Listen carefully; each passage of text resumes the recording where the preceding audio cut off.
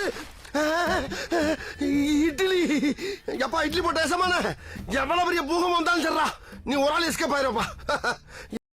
Welcome to ஐரக்ஷன் channel. எங்களோட videos உங்களுக்கு பிடிச்சிருந்ததுன்னா லைக் பண்ணுங்க, கமெண்ட் பண்ணுங்க, ஷேர் பண்ணுங்க, மறக்காம சப்ஸ்கிரைப் பண்ணுங்க. ஓகே, இப்போ என்ன வீடியோ பார்க்க போகிறோம்னா சரவணா டிகோட்ஸ் அவங்க சேனல் தான் பார்க்க போகிறோம். ரீசெண்டாக போட்ட வீடியோ தான் பார்க்க போகிறோம். பார்க்கலாமா?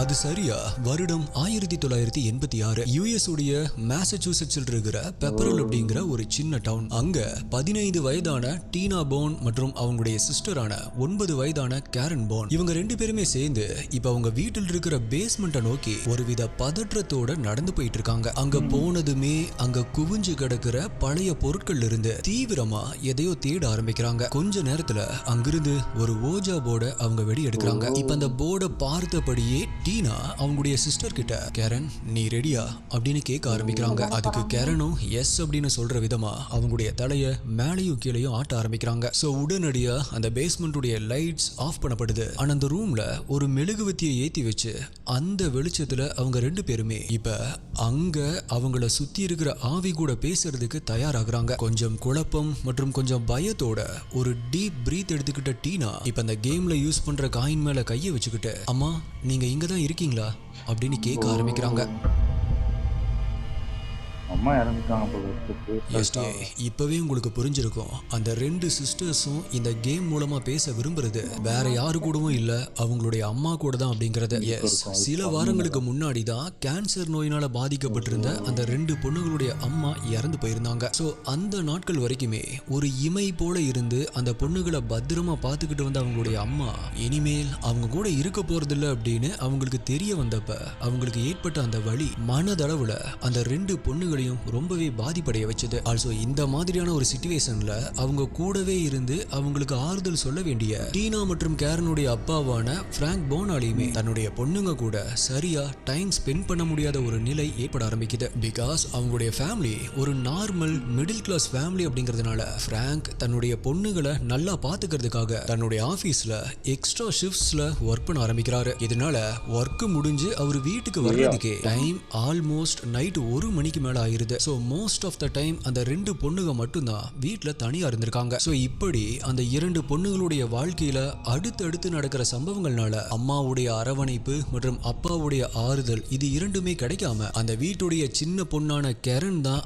அதிக அளவு மென்டல் டிப்ரெஷனுக்குள்ள போயிருக்காங்க. சோ இந்த டைம்ல தான் அந்த குழந்தை அம்மாவை தேடி அழும்பொழுது எல்லாமே அவங்களுக்கு ஆறுதலா கூட துணையா நின்னது அவளுடைய அக்காவான டீனா தான். அப்படிதான் அன்னைக்கு நாளுமே கேரன் தன்னுடைய அம்மாவை தேடி அழுத காரணத்தினால எங்க இப்படி ஏதாச்சும் பண்ணாலாவது அவங்களுடைய அம்மா ஒரு முறையாவது அவங்க கூட பேசுவாங்க அப்படிங்கிற ஒரு எண்ணத்துல இந்த மாதிரியான ஒரு முடிவுக்கு அந்த 2 பொண்ணுகளுமே வந்திருக்காங்க. ஆனா இதுக்கப்புறமா நடக்க போற விஷயங்களை அந்த 2 பொண்ணுங்களும் கொஞ்சம் கூட எதிர்பார்த்திருக்க மாட்டாங்க. அந்த அளவுக்கு அப்படி அங்க என்ன நடந்துச்சு அண்ட் அதுக்கான காரணங்கள் என்ன அப்படிங்கறத பத்தி தான் truth is always Stranger then fiction series உடைய இன்னைக்கு எபிசோட்ல நம்ம டீடைல்டா பார்க்க போறோம். நீங்க பார்த்துட்டு இருக்கிறது சரவணன் டிகோட்ஸ். நான் உங்கள் சரவணன். வாங்க இன்னைக்கு வீடியோக்குள்ள போலாம்.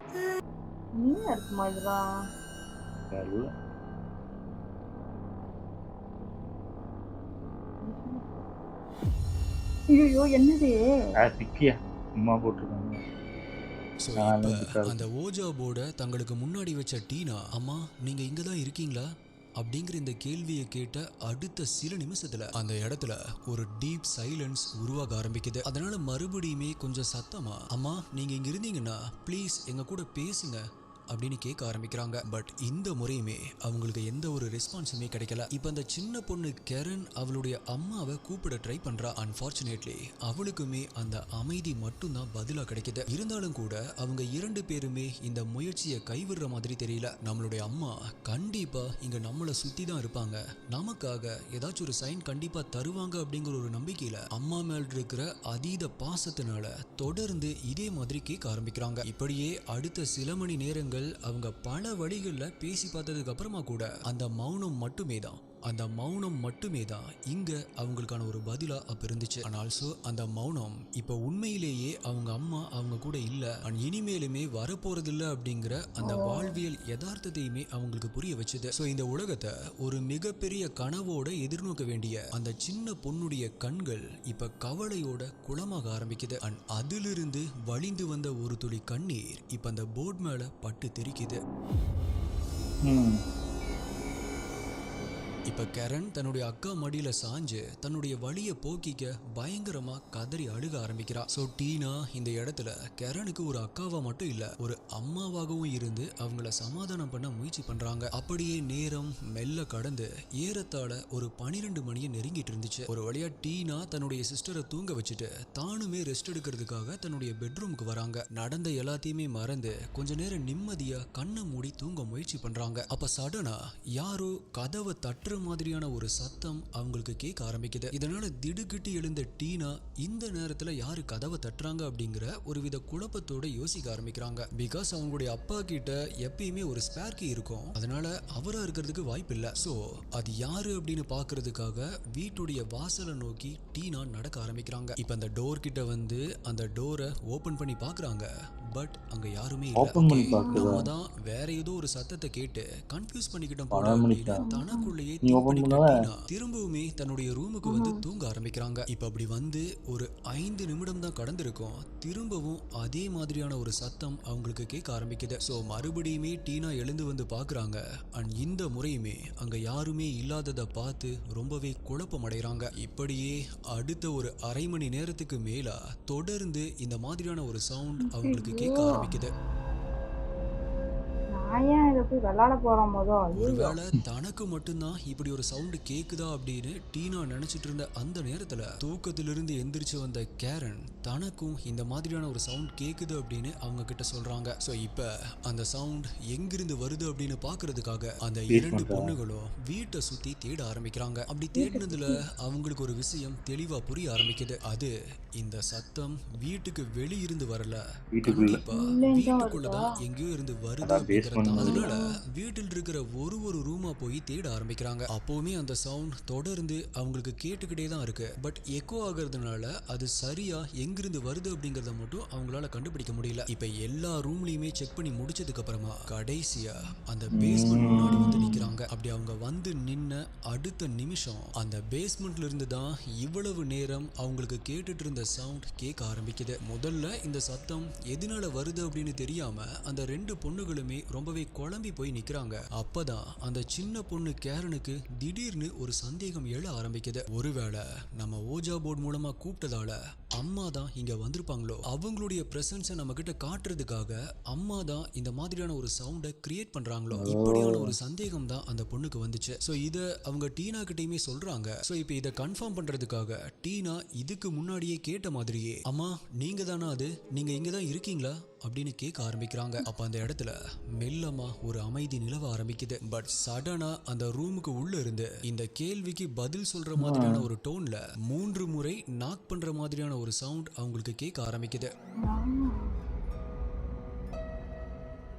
ஸோ இந்த பொண்ணுங்க தன்னுடைய அம்மாவுடைய ஆவி கூட பேச முயற்சி பண்ணாங்க இல்லையா, அதுக்கு பலன் கிடைச்சிருச்சு. நம்ம அம்மா தான் இப்ப இங்க நம்ம கூட தான் இருக்காங்க. ஆனா அதை ப்ரூவ் பண்றதுக்காக தான் இந்த மாதிரியான ஒரு சைனை கொடுக்குறாங்க அப்படின்னு சொல்லி ரொம்பவே சந்தோஷப்பட ஆரம்பிக்கிறாங்க. அதுக்கப்புறமா டீனா மற்றும் கெரன் அந்த டோர் முன்னாடி நின்று பல கேள்விகளை அவங்க கிட்ட கேட்குறாங்க. அண்ட் இன்ட்ரெஸ்டிங்லி அது எல்லாத்துக்குமே நாக் பண்ற மாதிரியே உள்ள இருந்து அவங்களுக்கு பதிலும் கிடைக்குது. பதில் அப்படின்னா எஸ் ஆர் நோ கேள்விகள் கேட்கும் பொழுது எஸ் அப்படின்னா 3 முறை தட்டுற மாதிரியும், நோ அப்படின்னா 1 முறை தட்டுற மாதிரியான ஒரு சவுண்ட் அவங்களுக்கு பதிலா கிடைக்குது. சோ இப்ப அங்க நடக்கிற இந்த எல்லா விஷயங்களுமே அந்த 2 பொண்ணுகளை மகிழ்ச்சியுடைய உச்சத்துக்கே கூட்டிட்டு போகுது. அதே போல அவங்க அப்படி பேசிட்டு இருக்கிற அதே நேரத்துல இந்த பொண்ணுங்களுடைய அப்பா பிராங்கும் ஒர்க் முடிஞ்சு வீட்டுக்கு வராரு. அப்ப டீனா மற்றும் கேரன் ரொம்ப நாளைக்கு அப்புறமா பயங்கர சந்தோஷத்தோட அவங்க அப்பா கிட்ட இங்க நடந்த எல்லாத்தையும் பத்தியுமே சொல்ல ஆரம்பிக்கிறாங்க. பட் இந்த இடத்துல தான் அவங்களுக்கு ஒரு சின்ன ட்விஸ்ட் காத்துட்டு இருந்துச்சு. அது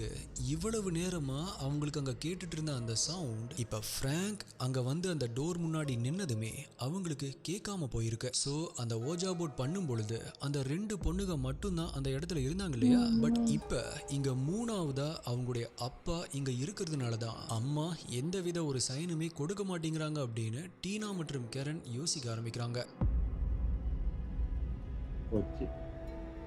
பட் பிராங்கோ இதுக்கு அப்படியே ஆப்போசிட்டா தன்னுடைய மனைவி இப்ப அவருடைய பொண்ணுங்க கூட இல்ல அப்படிங்கிற துக்கத்தை போக்கிக்க தன்னுடைய பொண்ணுங்க அவங்களுக்குள்ளேயே இந்த மாதிரி எல்லாம் ஹாலுசினேட் பண்ணிக்கிறாங்க அப்படின்னு யோசிக்க ஆரம்பிக்கிறாரு. சோ இந்த ஹாலுசினேஷன்னால அந்த 2 பொண்ணுகளுக்குமே எந்தவித பாதிப்பும் ஏற்படாத வரைக்குமே இது இந்த இழப்பில் இருந்து மீண்டு வர்றதுக்கு உதவும் அப்படின்னு அவர் நம்ப ஆரம்பிக்கிறாரு. பிராக்டிகலா யோசிச்சு பார்த்தா ஒரு வகையில நமக்குமே பிராங்க் யோசிக்கிறது கூட சரியா இருக்கும் அப்படிங்கிற ஒரு டவுட் வருது இல்லையா. அப்படிதான் அவருமே திங்க் பண்றாரு.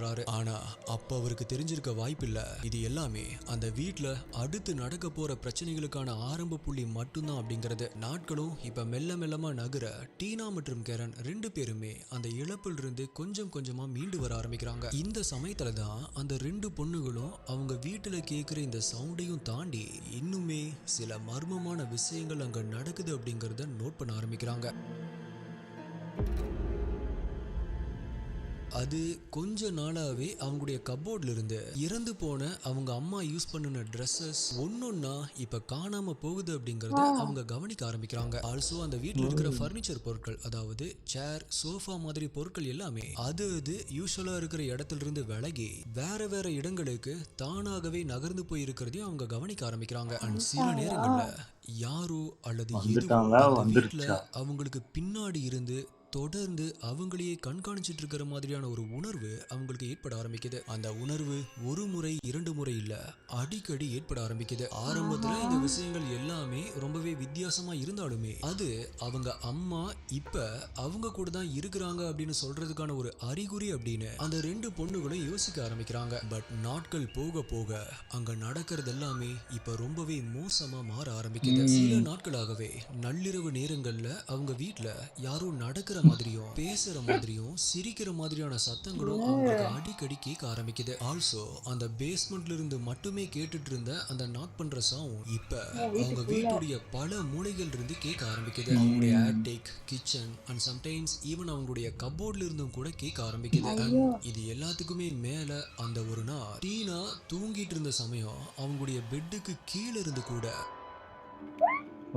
இந்த மாதிரியான ஒரு சத்தம் அவங்களுக்கு கேட்க ஆரம்பிக்குது. ஸோ எந்த ஒரு சவுண்ட் ஆரம்பத்துல டீனா மற்றும் கேரனுக்கு ரொம்பவே சந்தோஷத்தை கொடுத்துச்சோ இப்ப அதே சத்தத்தால அந்த 2 பொண்ணுகளுமே தூக்கம் இல்லாம ரொம்பவே கஷ்டப்பட ஆரம்பிக்கிறாங்க. ஆல்சோ அவங்க அந்த வீட்டுல தனியா இருக்கிறதுக்கே ரொம்பவே பயப்பட ஆரம்பிக்கிறாங்க. அதுக்கப்புறமா தான் ஒரு நாள் அவங்களுக்கு நடக்கிற இந்த அமானுஷ்யமான விஷயங்கள் எல்லாத்தையுமே ஒருவித பதற்றத்தோட அழுதுகிட்டே அவங்க அப்பா பிராங்க் கிட்ட சொல்ல ஆரம்பிக்கிறாங்க. ஆல்சோ அது கூடவே இன்னொரு முக்கியமான விஷயத்தையும் சொல்ல ஆரம்பிக்கிறாங்க. அது அந்த வீட்டில் இருக்கிறது கண்டிப்பா அவங்க அம்மாவோட ஆத்மா இல்ல, வேற ஏதோ ஸ்பிரிட்ட தான் அவங்க 2 பேருமே ரிலீஸ் பண்ணி விட்டுட்டாங்க. அதனாலதான் இப்படி எல்லாம் நடக்குது அப்படின்னு தன்னுடைய அப்பா கிட்ட சொல்ல ஆரம்பிக்கிறாங்க. பட் பிராங்கோ தன்னுடைய பாயிண்ட்ல, அதாவது அவருடைய பொண்ணுங்க தான் இந்த மாதிரி எல்லாம் ஹாலுசினேட் பண்ணிக்கிறாங்க அப்படின்னு சொல்லியிருப்பாரு இல்லையா, அந்த பாயிண்ட்ல இப்பவுமே ரொம்பவே உறுதியா இருக்காரு. பிகாஸ் இந்த நாள் வரைக்குமே பிராங்க் அந்த மாதிரி எந்த ஒரு சத்தத்தையுமே ஒரு முறை கூட கேட்கவே இல்லை. சோ இப்ப அவர் அந்த பொண்ணுங்க கிட்டயும் இது வெறும் ஹாலுசினேஷன் தான் அப்படின்னு சொல்லி புரிய வைக்க ட்ரை பண்றாரு. பட் இத அந்த பொண்ணுங்க நம்புறதுக்கு தயாரா இல்ல. சோ இப்படியே மேலும் சில நாட்கள் கடக்க மறுபடியும் ஒரு நாள் டீனா மற்றும் கேரன் தனியா இருக்கிற அந்த நேரத்துல அதே மாதிரியான சவுண்ட் அவங்களுக்கு அந்த பேஸ்மெண்ட்ல இருந்து கேட்க ஆரம்பிக்குது. சோ இந்த முறை என்ன ஆனாலும் பரவாயில்லை அப்படின்னு கையில ஒரு டார்ச் லைட் எடுத்து அந்த பேஸ்மெண்ட் குள்ள போக ஆரம்பிக்கிறாங்க. இந்த சவுண்ட் எங்கிருந்து வருது அப்படின்னு சல்லடை போட்ட மாதிரி தேட ஆரம்பிக்கிறாங்க. பட் அங்க அவங்க எதிர்பார்க்காத, நினைச்சே பார்க்காத ஒரு மோசமான காட்சி தான் அவங்களுக்கு காத்துட்டு. பார்ட் 2 அப்படின்னு போட்டுறாரா. ஸோ இதுக்கப்புறமா நடந்த விஷயங்கள் ஒரு ஹாலிவுட் படத்தையே மிஞ்சுற அளவுக்கு இருந்துச்சு. அப்படி அவங்களுக்கு என்ன நடந்துச்சு அப்படிங்கிற ஒரு மிகப்பெரிய ட்விஸ்டோட இதோடைய பார்ட் 2 வீடியோல வீடியோடைய ஸ்டார்டிங்ல சொன்னேன் நிஃப்டி 500 மொமெண்டம் பிப்ரவரி 28ஆம் தேதி வரைக்கும் தான் மினிமம் 2000 இருந்து இன்வெஸ்ட் பண்ணலாம். ஃபினான்ஸ் கண்டிப்பா இந்த part 2 video truth is always Stranger then fiction அப்படிங்கிறதுக்கு ஒரு எடுத்துக்காட்டா இருக்கும். அப்படியான அந்த பார்ட் 2 வீடியோல உங்களை மீட் பண்றேன். நன்றி. நான் என்னன்னு சொல்லிட்டு போங்க. கிடைச்சானா ஏதாவது ஒரு சஸ்பென்ஸ் வச்சாதானே இப்போ இது பண்ணுவாங்க உண்மையாவே என்ன இருக்கும் அப்படின்னு தோணுது. எனக்கு தெரிஞ்சு என்ன இருக்கும் ஒன்றும் இருக்கு. அவங்க அம்மா இல்ல, இப்ப வேற ஏதாவது இருக்குமா? பேஸ்மெண்ட்ல தான் ஒன்றும் இல்லை, லைட் அடிச்சு பார்த்தாங்க எதுவும் இல்லைங்கிறாங்க. எனக்கு தெரிஞ்சு எதுவும் இருக்காதுதான் நினைக்கிறேன். வேற ஏதாவது தண்ணி சொட்டிக்கிட்டு இருக்கும் அந்த சவுண்டு அப்படி இருக்குமா? அந்த அளவுக்கு கேவலமான கதையா இருக்குமே அது. சொல்றத பார்த்தா பயங்கரமா இருக்க மாதிரி தான் இருக்கு. தெரியல, கொஞ்சம் இன்ட்ரெஸ்டிங்கா தான் இருந்துச்சு. ஆனா ஓஜா போர்ட்லாம் நான் காலேஜ் படிக்கும்போது நாங்களே எழுதி பேப்பர்ல ஆனா அதுக்குன்னு ஒரு போர்டு இருக்குன்னே அதுக்கப்புறம் தான் தெரியும் எங்களுக்கு இந்த மாதிரிலாம் விற்கிறாங்கன்னு. ஆனா யாராவது ட்ரை பண்ணியிருக்கலாம், ஏதாவது நடந்திருக்கா அவங்களுக்குலாம்? ஆனா இந்த மாதிரி சில நல்லா நோட் பண்ணீங்கன்னா அவங்களுக்கே தெரியும். நம்ம வீட்டிலேயே சில பொருள்லாம் அது அங்கங்க நம்ம எங்கேயோ எடுத்து வச்சிருப்போம், ஆனா இது வேற இடத்துல இருக்கும். அது இப்போ வீட்டில் யார்கிட்ட கேட்டாலுமே நான் எடுக்கலம்பாங்க. ஆனா நவுந்திருக்கும். நம்ம என்ன நினைச்சுப்போம், சரி இவங்க நவுத்திருப்பாங்க, அவங்க எடுத்திருப்பாங்க அப்படின்னு தான் நினைக்கிறோம். அந்த மாதிரி நிறைய பேர் கண்டிப்பா ஃபேஸ் பண்ணியிருப்பீங்க. யார் வீட்டுலலாம் இப்படி நடக்குது, யாருக்கெல்லாம் உருவம் தெரியுது, பின்னாடி நிக்கிற மாதிரி இந்த இதெல்லாம் நான் பார்த்தது. இந்த விளையாட்டுலாம் நான் விளையாண்டது இல்ல. அப்புறம் அந்த ஏதோ ஒரு படத்துல ஏதோ பண்ணி மூஞ்சாயான அந்த கண்ணாடியை பார்த்து சொல்லுவாங்க. அதை சொல்றது கூட எனக்கு பயமா இருக்கும். காமெடி இல்ல அது கொஞ்சம் உண்மையிலே பயமா இருக்கும். அது நைட்டு கண்ணாடி போய் சொல்றது கொஞ்சம் நம்ம மூஞ்ச பார்த்து நமக்கே பயமா இருக்கும். ஆமா நல்லா இருந்துச்சு. ஓகே, எங்க வீடியோஸ் உங்களுக்கு பிடிச்சிருந்தா லைக் பண்ணுங்க, ஷேர் பண்ணுங்க, கமெண்ட் பண்ணுங்க, மறக்காம சப்ஸ்கிரைப் பண்ணுங்க. எல்லாருக்கும்